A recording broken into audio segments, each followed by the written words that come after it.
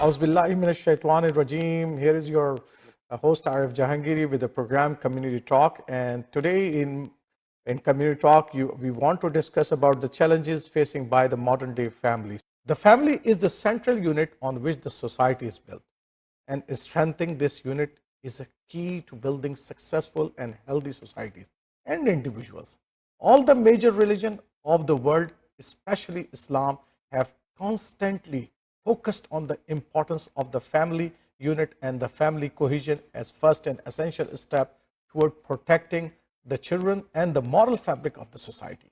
As a Muslim Canadian and a father of 3 children, 2 of them are going to in the university and 1 is in high school, I believe there is no job more important to me and my wife than raising our children to be the healthy individuals who are proud of their dual identities, first as a Muslim and second as a Canadian.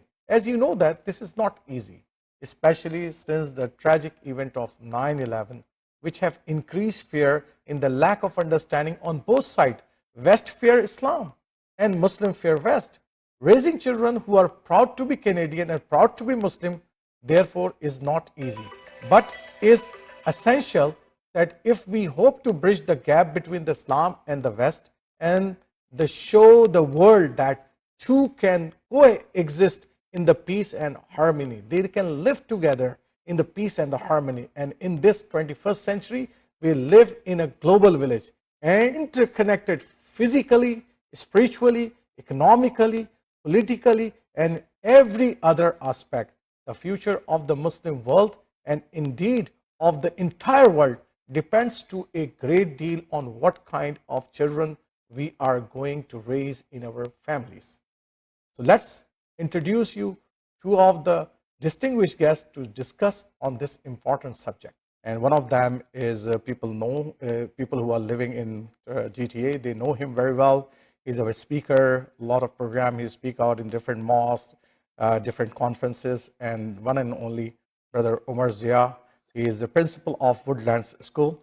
Welcome, Brother Umar Zia, to our show. And the second one is also a family, I can say, a very famous activist, and you will find him if you heard the name of the Muslim Fest.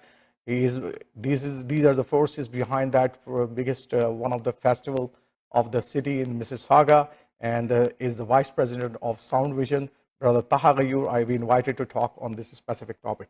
Thank you, Brother Taha and Brother Umar Zia, to talk about the family issues. That's my subject today, and inshallah ta'ala we will try to discuss that. What are some challenges really modern day families are facing? I want to start with Umar, with you, and because you are more in the school side, you are very much interactive with the youth as well, and you will see day-to-day challenges of the youth as well. So what are some major challenges do you think that the modern day family is really facing? It's a good question. Assalamu alaikum, and thank you for having me on the show. I appreciate the invitation and for sharing some thoughts. I think if we look at what's happening in schools currently with the modern day family during the COVID time period, what we're finding are a number of new barriers that our students and young ones are needing to overcome. One of the major gaps right now that we're finding are socialization gaps.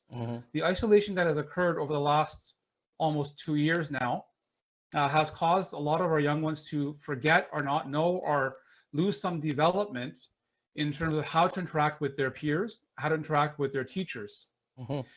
Another area we're finding another barrier is isolation, where students are back to school and they're happy to be back at school. However, we notice a lot of our grade 9 and grade 10 students are not sitting with friends. They're sitting alone having lunch. They have not had that time to socialize, to get to know one another. Because of the COVID rules and the protocols that we have to have in schools with social distancing, wearing masks, a lot of these artificial barriers are now causing real barriers in the development of our children. So these are some of the issues that we're finding in our young ones. Families are finding that, and what I often get are calls from parents asking me to make extracurricular activities mandatory for their children, because this is the third area where, because of isolation, because of the lack of socialization skills, a number of our younger students are not wanting to engage with schooling, other than education, other than classroom work, to engage with each other, to get involved in athletics or to get involved in clubs. We find our senior students are engaged because they were able to continue on. They experienced grade 9 and grade 10 in a regular school setting and are able to continue with that process. But our younger ones have not had that experience. So they're finding there are some difficulty in how they are interacting with each other. So these are the three major areas, the new barriers we're finding. I might say press pause here and let Okay, no problem. enjoy the No problem. I want to add, Taha. Taha, you are yourself is a parent, right? And definitely you are facing the same type of challenges, and you are one of the major organization that you are working with the youth. I saw that, especially the Muslim Fest, one of the biggest festival in Mississauga. And you're running with different issues of the youth. I know that Davanat and Sound Vision, they are working with the youth as well. So what you see that, what is Umar is saying, how much you want to add on that one, or you say that, oh, these are maybe the additional, some more information what Umar is thinking, but there are some positive side as well.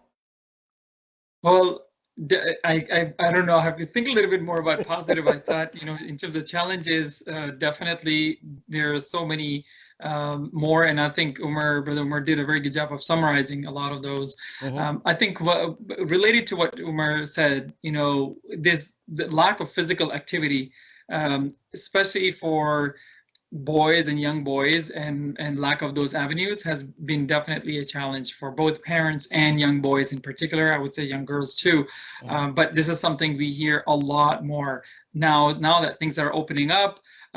Parents want, and even kids want to go out and start doing things, but unfortunately our schools and in even like Muslim institutions, not-for-profit institutions, and community centers are not even fully open yet, and even not even offering a lot of those services yet. A lot of those fitness programs and classes not even back yet. So this has been quite a challenge, and you do hear a lot about it. Another thing has to do with something that we were just talking about earlier with Arif, it's a term now, that I'm hearing more and more of, and never knew that there's something like social laziness that you're seeing.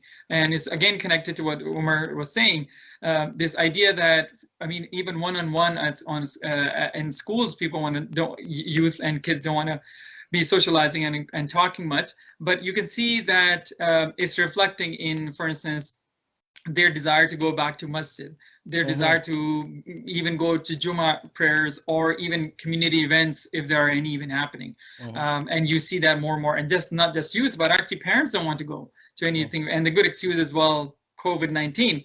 But unfortunately, people have just become lazy, socially lazy, and really just they don't want to make an effort to come out to even sometimes important events, in funerals and many other critical things that are so important.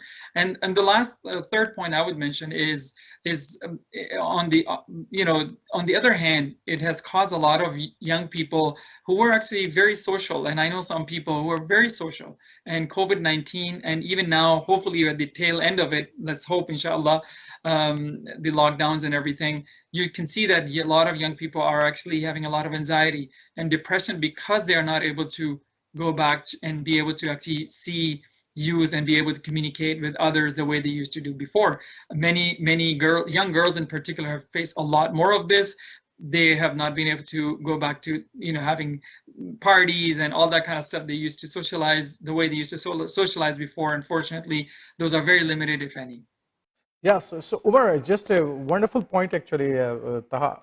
I just want to go, because very important point that I myself feeling that challenges, and I'm talking when we are, when we not started a program before this program, I'm talking with Taha, that I'm also feeling that same challenge. I have my family, I have 3 kids, a daughter and 2 sons.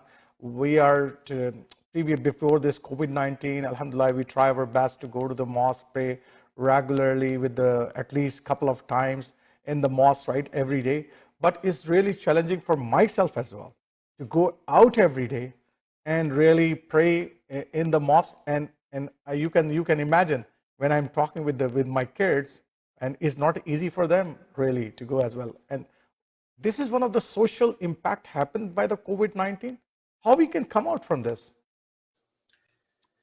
I think it's a good question. I think if we look at, you had asked earlier about some of the positive side effects of COVID-19 on families. And one of the aspects I think a lot of people do recognize is that there is a lot more togetherness of the family itself. There's a lot more time for people to reflect upon what it is that they're doing in this world, what their future plans are. In the education side, I've had many more conversations with students about career planning, career choices than perhaps we've had in the past, because people have time to sit down and think about that. Parents are becoming more engaged with their children. They're learning a bit more about each other, perhaps sharing stories, finding different ways to connect than perhaps they had in the past. In order for us to come out of the social laziness, or to come out of the, this cloud that we're kind of experiencing, I believe it really takes a lot of energy and effort, and it will take some time. There's a lot of trust that we need to build up within society again, feeling safe to take off our masks in public, feeling safe that we can become part of society again. I recognize that at several massages they are now standing shoulder to shoulder, and yet some people feel a little uncomfortable with that. And so I think it will take some time for people to come out of their shells again and start to re-engage with life, and to re-engage with the different aspects of socialization again, and realizing that there is a space for us to get together. There is a space for us to become who we are, but perhaps there's also a growth process with that as a society, as a whole, and as individuals as well. So there's a lot of different factors we have to take into consideration. If you also take for a moment thinking about what happened over the summer, the incident that happened with George Floyd would not have happened if not for COVID, when everybody was at home and able to engage in some of these social justice issues. So I'm sure Taha can speak to this at length, being in that field, that part of the isolation has also allowed for individuals and for families to become much more aware of some of the disparities happening in the world, some of the injustices happening in the world, and really taking time to learn and to think, ask ourselves the question, how can I make a difference in the world? And how can I take what's happening in the world, such as anti-Black racism, Islamophobia, genocide against the Uyghur or Uyghur people, and so on. So we've I think spent a lot more time learning about those aspects of life. And I think that what we're going to find, I hope at least, as we come out of COVID and move forward, we'll find people becoming more engaged with social justice types of activities. So one of the challenges always there, and I find that is still, especially when we have the double identity or triple identity, we are bringing our youth here, children's here, or those who are born and raised here. So they have the triple identity, sometimes double identity. At least take two, that we are Muslim and Canadians, right? So Muslim Canadians. So these are the two identities. So how can we build a personality within our youngster that they can adopt both this personality and become a very successful citizen of this country? Oh, that's a huge question, mashallah, and definitely not easy to answer. But one of the things that comes to mind, and this is something that for quite some time I myself had to deal with internally and of course externally in our community, because this idea that are we Canadian first, or are we Muslim first, or are we something else first, right? And the answer should be that we are Canadian first, and we're also Muslim first.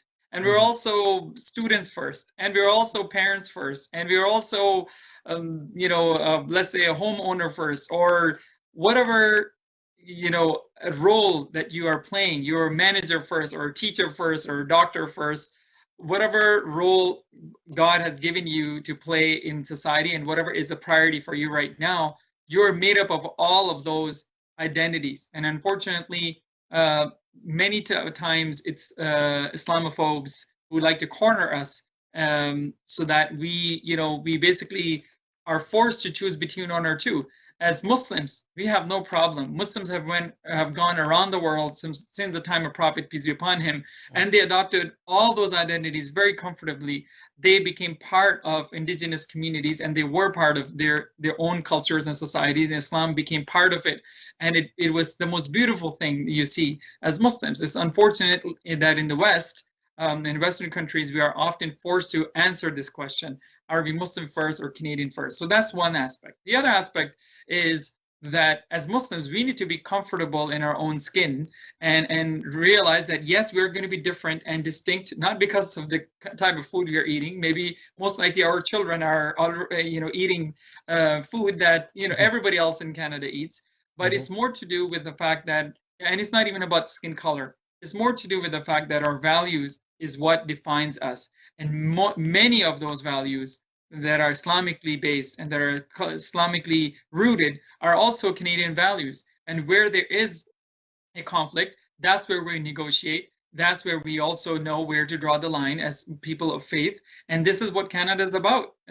Canada is not about assimilation. It's about multiculturalism, which should be about, which should recognize unique, distinct contributions and cultures, and of course values of individuals from around the world who happen to call themselves Canadian. So that's my thought process. Of course, that being said, there are lots of external pressures we can talk about that are also impacting, of course, Muslim values, that are also trying to take away Muslim values, and again, in the name of secularism, the name of being a good Canadian citizen, which is something that, of course, as Muslims, we need to work on.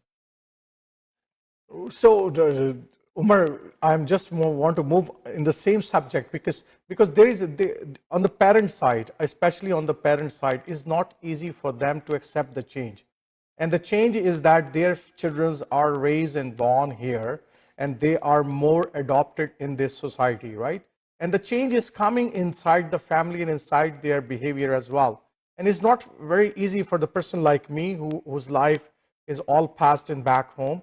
And when I see my children are doing different, so how for the parent, how they can work out on this issue, specifically in our society? Thank you. It's a great question. We could probably do a whole show just on this one question here.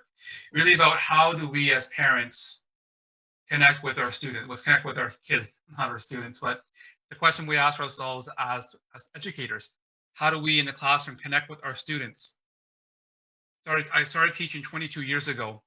And 22 years ago, there was no such thing as a smartphone. The internet came out in 1995. I'm talking about teaching in 98, 99. So the internet was very fresh at that time. So yes, we have this challenge as parents. We also have this challenge in the classroom as well. You mentioned, sometimes parents coming as immigrants from different lands coming to Canada are going to face certain challenges. I'm born and raised here, grew up in Scarborough, and I still have issues, challenges with my own children growing up here, because again, growing up in the 70s and 80s is far different than growing up in the 2000s, right? A very different society, a lot of different types of distractions that are ongoing, and different problems that emerge as a result of that. So I want to just give a word to our parents is to not be worried, right? We need to change our parenting style based on the time that we're living in, regardless of where we are born or what values we carry with us. It's really about coming to our children. I keep saying students because I'm in education, but coming to our to our students, coming to our children in terms of where they are at, understanding where are my children at, what kind of life are they living in 2021 here in Canada, what do they have access to that I did not have access to, and how do the devices and the elements of life that they have access to shape and form how they think and how they interact within society. But Taha talked a little bit about identity, being Muslim and Canadian, and there are a number of identities that our children carry with them. Gender in the 21st century now is an identity, male and female, and there are several societal factors that govern what does a male or a female do, what do they like, how do they talk, how do they walk, what kind of friends do they have, what should or should not interest them. If we look at a different type of identity, our faith-based identity. Being Muslim in the 70s and 80s is far different than being Muslim here in the 21st century.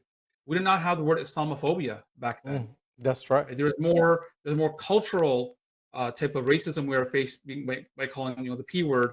I hope your viewers don't mind me. I'll just spell it a PAKI. We call it the P word. We don't use that word in education. Very derogatory, racialized slur. That was very common back then. But now we've replaced it with terrorist, and we have other Arabic words that are used to question Muslims, jihad and Sharia law and hijab and all of these other elements that did not exist way back when. So more of a faith-based racism is occurring now versus a cultural racism that we kind of grew up with in the 70s and 80s. So there's a shift in terms of our faith-based identity. So how does that impact our kids? Do they want to or not want to be Muslim? How Muslim do they want to be? There's a lot more access to Islamic resources in the English language today than there was back then. Right? Back then, meaning in 60s, 70s, and 80s. We look at political identity as well. A lot of faith-based people align themselves with certain political parties. This is more, as we have grown as a community, this has become more of a newer phenomenon that didn't exist necessarily quite a while ago. I mean, keep in mind that human rights came to Ontario, yes, maybe 50s and 60s, but really was not solidified as a nation until the late 70s, early 80s. So political affiliation was not as prominent on our minds as it is today. We look at social identity. Who am I within society? What social location do I have based on my wealth, based on my knowledge, based on the degrees I carry, or what school I go to, or where in the world I live? You know, people often joke, I live in Oakville. Ooh, Oakville versus Mississauga or Brampton, cool. Right? So sometimes even where we live can add to a certain type of social identity as well. So there are a wide variety of elements that our children are involved in, and we need to become more aware of them as parents and be able to have conversations with our kids about what is life like. And as a parent, having the humility to ask our kids, what is life like where you don't talk, you text? What is life like where when you go to school, when we were growing up, you go to school, you see your friend, you come home with your family, you see your friend the next day, versus now where you're on your device, 24/7, 365 days a year. Some people say 26 hours a day because you can't even have it out of your hand. Or, they're called FOMO, fear of missing out, right? So these are it's a very different lifestyle that our kids are going through. So it really is important for us as parents to sit back and ask our kids, what is life like, and try to understand things from their perspective so that we can learn better how to support them as they struggle with these elements. Wonderful. So I just want to move on the same things, because one of the aspects of Taha, especially I feel there is a fear factor within the West about Islam and the Muslims, right? And the similar fear factor within the Muslim society about the West as well after this Islamophobia. So there are two factors are there. I don't know that how the Muslim society have to do what to really overcome this fear on the Western society. We are trying our best. I saw that political side, social side, economical, we are trying our best. But I see that this factor is in last one decade, I see is increasing, is not decreasing. Yeah, I mean, if you're asking why, of course, there's so many things that can be talked about, but definitely the big why has to do with the rise in essentially populist, nationalist movements, nationalist supremacist movements across the world. I mean, we saw with the rise of Trump and Trumpism, what came with it, and white supremacy, what came with it. We are seeing that across the world, across Europe. We're seeing that right now with the rise of Hindutva movement in India, and how literally, 200 million Muslims and their existence in India and their citizenship, is at stake. And so, subhanAllah, I mean, there's so much that is going on at a political level, and there are a lot of alliances. We're seeing alliances, what happened in Burma, and what is happening now to Uyghur Muslims, and what's happening now to Indian Muslims. I mean, these are not isolated events, or Palestine. I mean, these are not isolated events. There are actually alliances between a lot of these either dictators or movements that are enabling and emboldening such individuals as well as people to commit such atrocity crimes against particularly Muslims and of course other minorities. That being said, in North America, we have, of course, alhamdulillah, we are a lot better off, but it is shocking and sad at the same time that out of all the places across North America, even Europe, some of the worst forms and violent forms of Islamophobia occurred right here in Canadian soil, including the Quebec mosque shooting on January 29th, and then June 6th, just 6 months ago exactly, right here in London, Ontario. So there's a lot of forces at play. Media has a significant role to play in it, and of course, systemic government,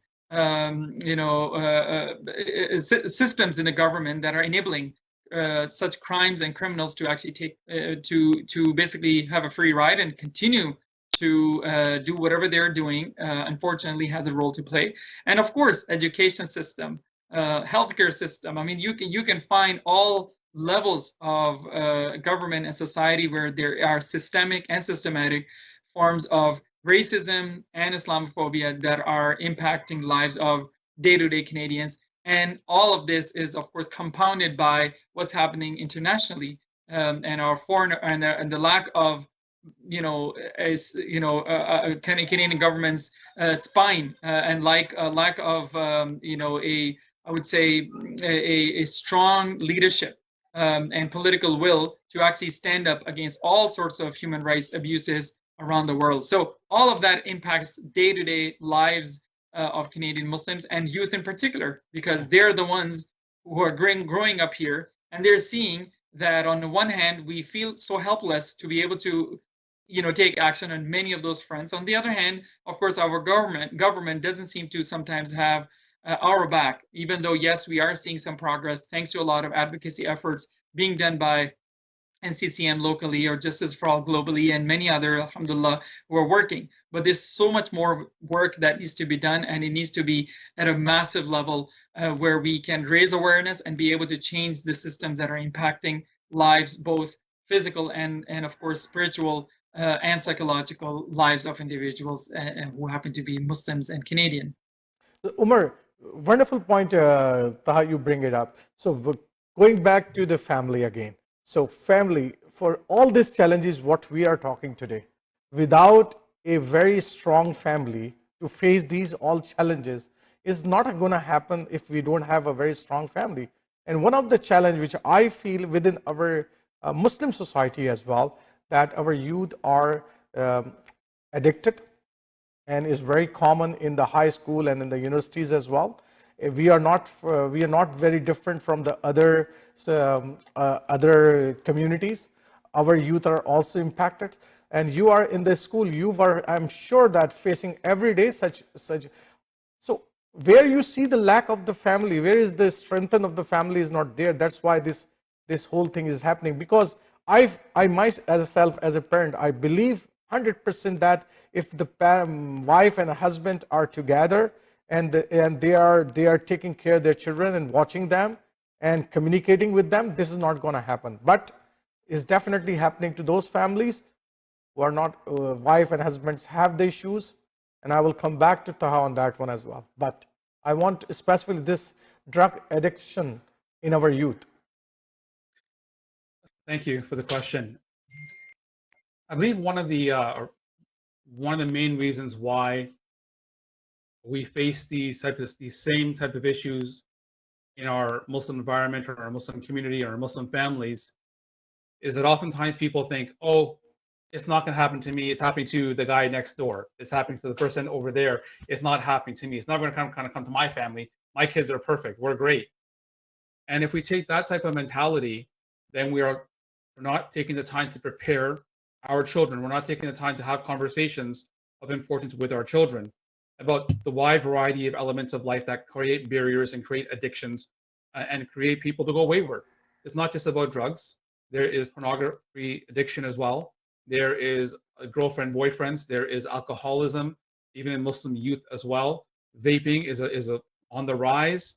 And as an administrator in Peel schools in the Peel region, I would have to tell you, be honest with you, it's not non-Muslims who are in my office I have to have conversations with and perhaps even suspend or have them move schools. Not that that's a very common aspect, but these types of issues are happening for all students regardless of their faith-based identity. Mm-hmm. So my advice to myself first and foremost, and to all of our parents listening in and watching this, is that it is so essential that it goes beyond just husband and wife being together. It goes beyond just having a family meal together. It is important that we have conversations about drugs. Mm-hmm. We have conversations about vaping. We have conversations about girlfriend, boyfriend. We have conversations about what we're exposing ourselves to on the internet, on social media, video games, TV, movies, whatever we are consuming through our eyes and our ears, how is that impacting who we believe we are, our identity as Muslims, our identity as family members, as siblings, as sons and daughters, and even as parents as well. Parents are susceptible just as much as our kids are at the same time. So modeling good watching, modeling good behavior in terms of choosing what to consume, what not to consume. I'll give you a very quick example. Common Sense Media, commonsensemedia.org is a website that my family uses. I use it at my school as well. So whatever I use at school, I use in my family, and I sometimes my kids are guinea pigs at home, and I'll try using it at school as well. Common Sense Media is a free website. There is a minor, if you want to have a membership, it doesn't cost very much money. I think $30 for the whole year. But it gives you a rating system for all TVs, movies, video games, and books and magazines. And you can see everything there is before you start purchasing these things for our families to consume. Just to give you an idea of some of the resources that are out there. The conversations we're having at home with our children cannot be a one-time conversation. These are conversations that are ongoing. Every time we're shopping at the mall together with the family, you see someone vaping, take 5 minutes, have that conversation, right? You see a story in the news about something that went wrong, take 5 minutes, have that conversation. All the time, regularly. Anytime you see an opportunity to have a conversation about what's right and wrong, and helping our children, make appropriate choices between appropriate and inappropriate, what's helpful, what's harmful, have those conversations with them regularly. This is how they will start to become conscious of what's happening around them and conscious about how they are interacting with the world and the people who inhabit it, and how they see themselves and portray themselves within the world as well. This can create a lot of positive outcomes. We can choose to be afraid and not talk about these issues, or we take the brave step, have these conversations, knowing that by having these conversations, we are supporting our children in their own growth and development, so that when they have to make a choice, someone at school offers them a vape, someone at school pulls out a bong and there's marijuana in it, somebody at school or in the community or at a party somewhere talks about girlfriend and boyfriend, or let's watch this interesting video on YouTube, or let's go to this interesting website, or let's watch this certain type of movie. They can make a choice, and they feel confident in being able to make choices that are appropriate for them and their identity, their Muslim identity, their family-based identity, their community-based identity, their academic identity. Right? All of these elements can help children really focus on what's right and what's wrong, and how they're going to propel themselves towards success.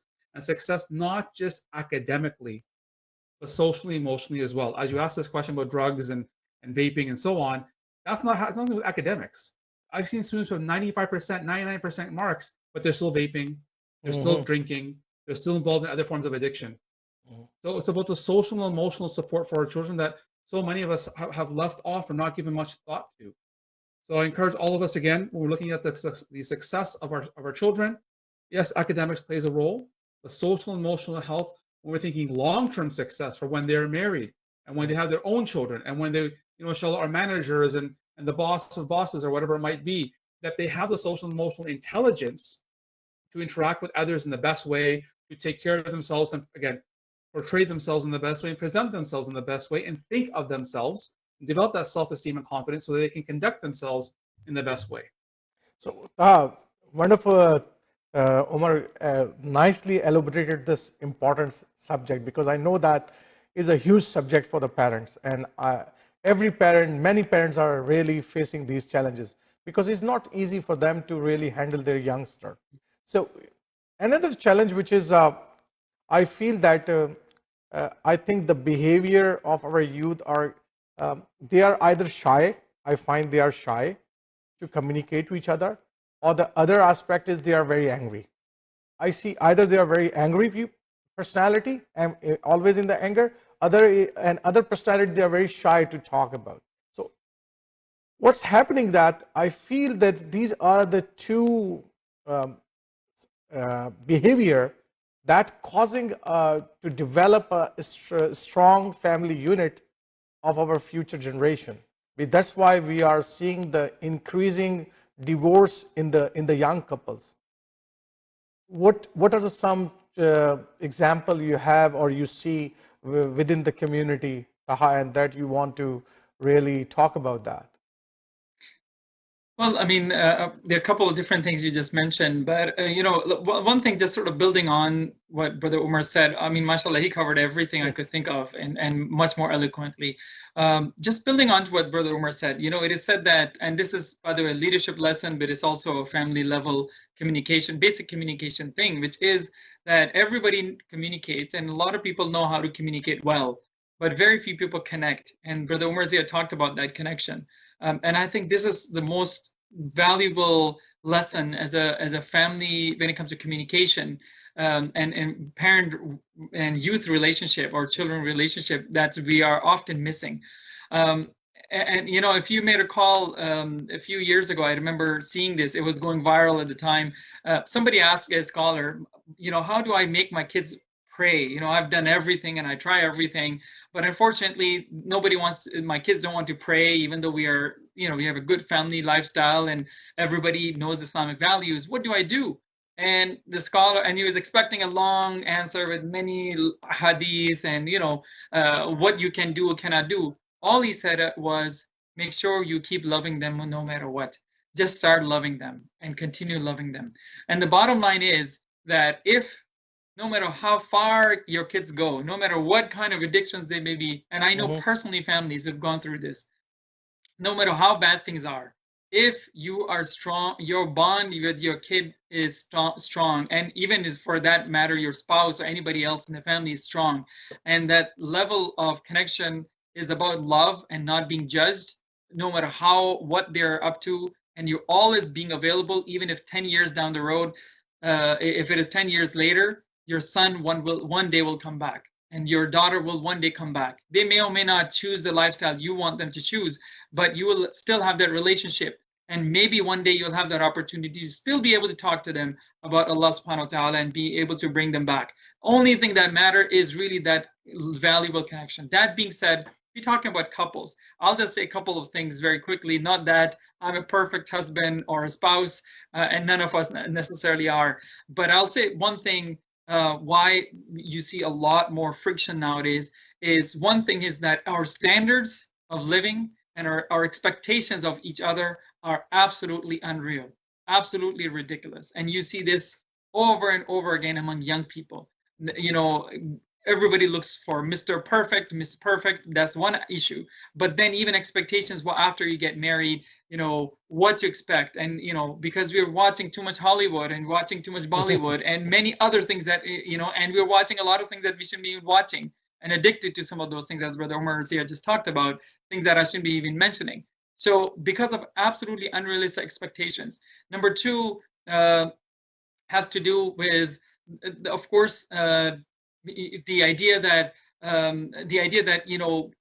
number two has to do with the fact that our own Islamic education and learning, we bring a lot of cultural baggages with us, how we deal with in-laws, how we deal with each other, financial responsibilities. All of those things are also impacting, especially the young couples that you were just referring to. And there's so much more we can talk about, but I think these are some of the basic things. And of course, level of tolerance for each other is just going down, because everybody has a device, everybody's got a car, everybody is in many cases both are working. So who really needs each other, first of all, right? I mean, anymore. Why do I need you? If I have my own car, I have my own phone, I have my own circle of friends, I have everything. What do I need you for? Maybe other than spending some good time with each other in the evenings, or being maybe on weekends going out. And why do I need to put up with you? And why do I need to put up with kids after that, right? I mean, this mentality, of course, is very problematic. Not that we should put up with abuse, not that we should put up with bad marriages, of course not. But we're talking about healthy marriages that should be healthy, but they're becoming a burden because, first of all, because of our own thoughts, and because of what society tells us what an ideal marriage should look like. So my last question, both of you, and then we wrap up this program. So what is the hope? Because I always want to live in a hope. When I passed out from this world, I want to see that my grandchildren and grandchildren who are living in this society, they are a good Muslim, at least, right? And they are a good citizen. They put their efforts in the building of the society. So those are my hopes. How you see that the Muslims are really moving in the right direction?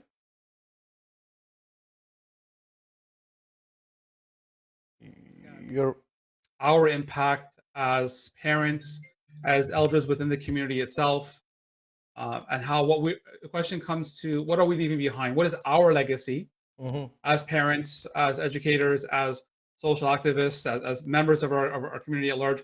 What legacy are we leaving behind for our children and for our neighbors and for the world itself? And what I would offer with regards to building hope in our society is to look back at a central pillar of our faith, and that is to live a life of sadaqah, to live a life of giving to others, right? Looking for what is needed in our society to make our society better, and asking the question, how can I make a permanent positive impact on this world before I leave? And that might be in raising righteous children and doing our best with regards to that. It might be holding on to our marriages and focusing on becoming the best spouse that we could be, just recalling some of the topics we've spoken about tonight. But it might also be being the best at my job. It might be being offering classes to youth. It might be becoming involved in sports or athletics and offering opportunities for those who are perhaps not as privileged to engage with society. It might be becoming involved in a political party and ensuring that Islamophobia does not rear its ugly head in some of our aspects of society. There are so many ways that we can leave a legacy and build that hope for the future, but it begins with believing that sadaqah, giving to others and helping the world become a better place, really is part and parcel of who we are as Muslims, as Muslim parents, and as Muslim members and members of the Muslim community within wherever we are living. Same questions to you, Taha. Well, I mean, I think hope is that, alhamdulillah, our kids especially are living in a time when this immense amount of access to information. And that information, of course, has its pros and cons. But let's hope that, inshallah, our kids and our youth are going to make the best use of this unprecedented amount of knowledge and access to knowledge, both Islamic and, of course, material and anything to do with career, anything. We hope, inshallah, they're going to make best choices in their lives to actually use that knowledge to make best choices in their lives. I hope also that our kids are more socially aware of what's happening to people around them and the world around them. This is personally my hope, that our children are going to be more critically aware of all the human rights abuses and injustices that people in our own communities right here in Canada and of course around the world are facing. That is a great source of hope, because it's the youth, as Brother Umar was talking about earlier, with this Black Lives Movement or anti-Indigenous racism issue, or now Islamophobia and anything else in between. It is the youth who are actually, mashallah, are at the forefront of doing great work, both Muslim and otherwise. I think these are some very positive things that we should think about, and our kids are actually, inshallah, going to follow that beautiful legacy as parents that we leave behind, and inshallah, outdo us in many ways, hopefully. Thank you, both of you, to really talk on this important subject, that the challenges of the modern families. And I really enjoy both of you, and it's wonderful talk. And I hope that our audience our viewers is also watched this program, and they got many answers of their questions. And actually, some of the questions are sent by some of my viewers, because I have a group of the people where I send them that I'm going to do the program next. This one, you will have some question, please send it to me. So some of them, they send me these questions as well. So I'm really thankful, Omar Zia and Taha, both of you. And I hope that we have a very bright future in front of us in this country. Thank you very much. Thank you. Thank you. So नाज़रीन, आज आपने हमारे community talk के programme को देखा। हमने कोशिश की कि फैमिली अफेयर्स के ऊपर जो है जो मॉडर्न डेज फैमिलीज़ हैं उसके जो चैलेंजेस हैं उसके ऊपर डिस्कस करें। मेरे दोनों मेहमान उमर ज़िया और ताहा गयूर ने इसके ऊपर बहुत सहर अफ़ज़ा गुफ्तगू की है। And I hope that you will find some of the good answers that you are looking for, because these people are the one who are attached with our youth, and they both are activists. They both are actually giving the lectures and the speeches in the different mosques and in different places. I saw them. So they are the wonderful source of our community, and I hope that you will enjoy this program today.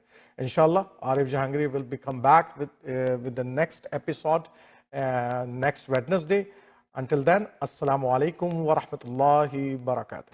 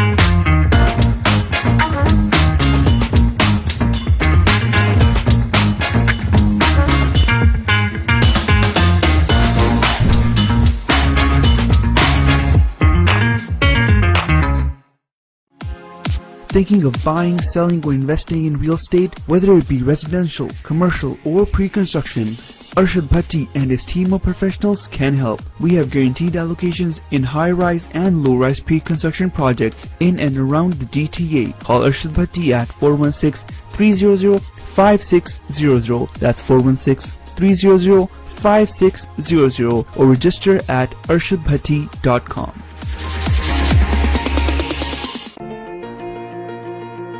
The law professionals at TM Law, providing professional services in the GTA in the areas of civil litigation, criminal defense, family matters, and real estate. Serving the community in English, Punjabi, Hindi, and Urdu. For more information, call Tahir Majid, barrister and solicitor at 647-838-4773, or you can visit tahirlaw.ca.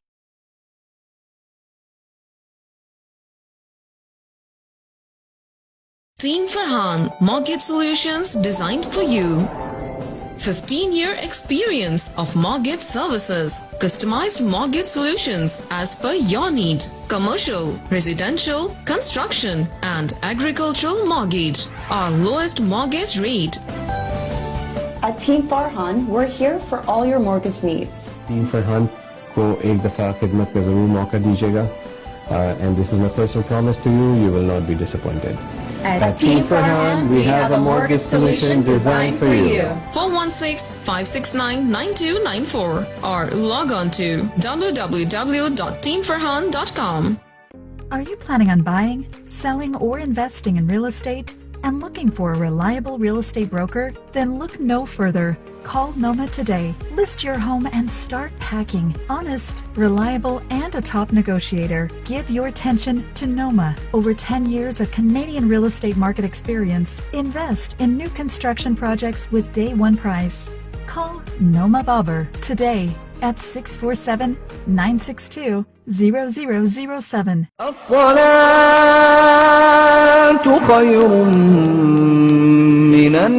मस्जिद नूरुल हरम एक शानदार रूहानी तामीराती मंसूबा। माशाल्लाह world Islamic mission Canada खुशी से ऐलान करते हैं कि मस्जिद नूरुल हरम की तामीर का काम शुरू हो गया है। इस प्रोजेक्ट का डिजाइन और तफसीलात आप यूट्यूब पर मस्जिद नूरुल हरम ओकविल टाइप करके देख भी सकते हैं। इस शानदार रूहानी मरकज की तामीर में माली ताउन करके इसकी तकमील में हिस्सेदार बनिए। डोनेशंस के लिए कॉल करें 9052571342 या WIMcanada.com पे लॉग इन हो।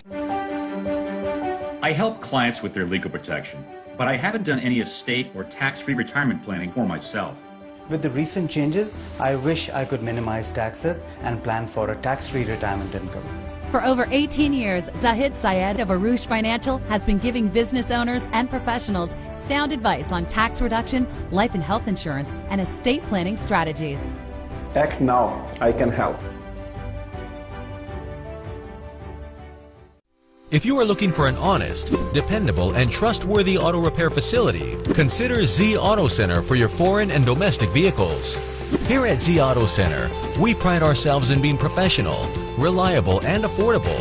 Our certified technicians have years of experience working on all types of vehicles. Special packages for Uber, Lyft, taxi, and driving school car safety inspection. Winter, summer, and all-season tire packages available. Best selection of used cars for sale. We are family-owned and operated business located at 3670 St. Clair Avenue East, just east of Midland Avenue in Scarborough. Call us today at 416-462-3050 or visit zautocenter.com. अगर आपका कोई भी car accident होता है तो आपको एक बेहतरीन लॉयर की जरूरत होती है और हमारे साथ मौजूद हैं champion David हिमोफार्ब.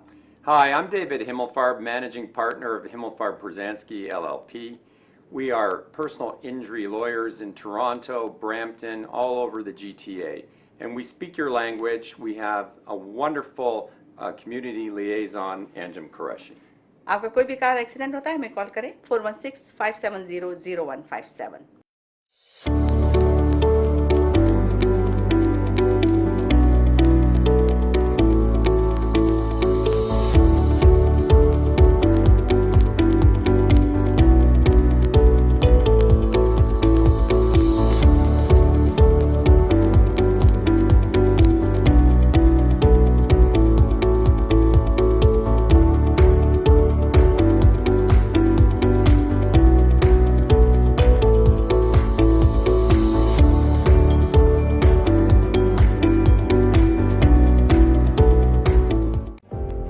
Do you know why professionals like you work with accountants like us? Because at Dean & Associates, we treat your business like our own and give you the best tax advice according to your specific situation. Dean & Associates' experienced CPAs and tax accountants have helped hundreds of clients and successfully managed their accounting and tax scenarios. With over 45 years of combined experience, Dean & Associates Accounting is a leading choice for incorporated professionals, small to medium-sized businesses, death and estate taxes, U.S.-Canada cross-border taxation, audits, reviews, and other assurance engagements, profit, non-profit, and registered charities, CFO services, and non-resident tax matters. Whether you need CRA and IRS representation or you're looking for a leading-edge tax strategy, we would be most pleased to help you at our 5 convenient locations across Ontario. Call Dean & Associates Accounting today at 647-273-3094 or visit deanassociates.ca. Dixie Electronics and Appliances is your #1 destination for electronics and appliances. Choose from TVs and home audio that will entertain your whole family, to home comfort essentials for your living space, and a wide selection of appliances to build your perfect kitchen. From selection to delivery, Dixie Electronics is everything you need. Price match guarantee and 0% financing available, all under one roof.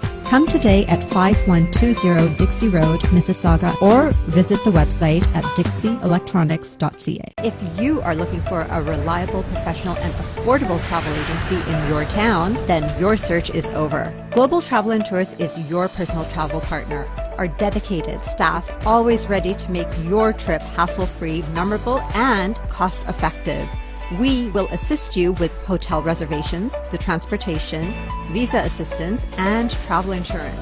Please give us a call right now at 1-877-275-3555. Hand sanitiser का बाकायदा इस्तेमाल बहुत से मुहलिक और वबाई अमराज से बचाव के लिए बेहद जरूरी है. ग्रीनिश हैंड सैनिटाइजर बाजार में दस्तयाब तमाम सैनिटाइजर्स के मुकाबले में कई अहम खसूसियात रखता है. हेल्थ कनाडा से मंजूर शुदा 75% फूड ग्रेड अल्कोहल से तैयार करता pH बैलेंस्ड फार्मूला न सिर्फ आपको जर्म से बचाता है बल्कि आपकी जिल्द की हिफाजत भी करता है. 99.9% जर्म्स का फौरी और यकीनी खात्मा. आज ही अपनी करीबी फार्मेसी से खरीदें या हमारी वेबसाइट पर ऑर्डर करें www.greenish.com.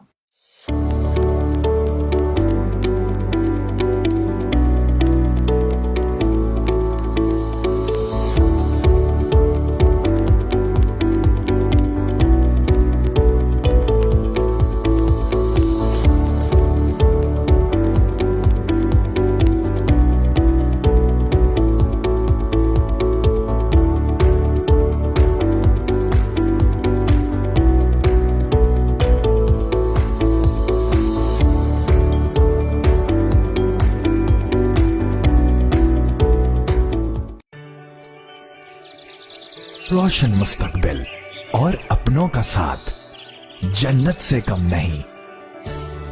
आप भी कनाडा को अपना घर बना सकते हैं। ग्रीन स्टार इमिग्रेशन सॉल्यूशंस के regulated Canadian immigration consultant Shahbaz Akbar के साथ master of business class immigration, express entry, skill class immigration, refugee claims and family sponsorships. So call now at 416-508-3989.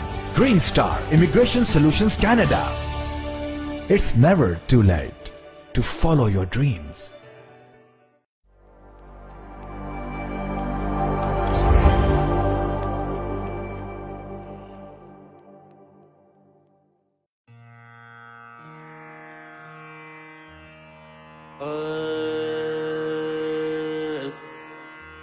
La la la la ho miya